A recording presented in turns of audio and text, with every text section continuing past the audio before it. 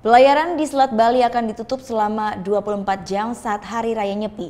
Dari kesepakatan antara ASDP Gilimanuk dan Ketapang Banyuwangi, kapal terakhir dari Pelabuhan Gilimanuk akan menuju Pelabuhan Ketapang pada Sabtu 17 Maret pukul 5 pagi. Untuk menghormati pelaksanaan tapa berata penyepian yang digelar umat Hindu di Bali, ASDP Pelabuhan Gilimanuk akan tutup total mulai Sabtu pagi pada tanggal 17 Maret 2018. Aktivitas penyeberangan terakhir akan dilaksanakan melalui Pelabuhan Gilimanuk menuju Pelabuhan Ketapang Banyuwangi, Jawa Timur pada Sabtu pukul 5 pagi. Sedangkan penyeberangan terakhir dari Pelabuhan Ketapang menuju Bali pada Jumat pukul 11 malam. Kepala ASDP Pelabuhan Gilimanuk Heru Wahyono menjelaskan persiapan PT ASDP jika terjadinya arus mudik nyepi nanti pihaknya sudah menyiapkan semua fasilitas. Baik pengoperasian 4 loket roda 4 dan 2 loket tiket khusus sepeda motor. Sedangkan kapal yang disiapkan sebanyak 32 armada kapal untuk mengangkut pengguna jasa pulang kampung ke Jawa.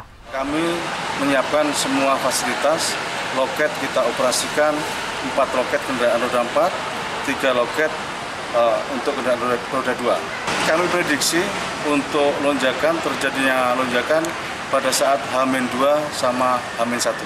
Kami sampaikan kepada yang mau nyebrang ke Jawa, saya harapkan sampai di Gilimanuk jangan melebihi batas waktu yang sudah kita sampaikan tadi. Sementara bagi kendaraan yang masuk ke Bali terutama jurusan Lombok, NTB bisa lebih awal menyeberang. Sehingga menjelang Hari Raya Nyepi tidak terjadi penumpukan kendaraan di Pelabuhan Gilimanuk. Begitu pula pemudik yang hendak keluar Bali agar melihat situasi pelabuhan pada Jumat malam, lantaran diprediksi akan terjadi kepadatan. Putu Wijana melaporkan untuk NET.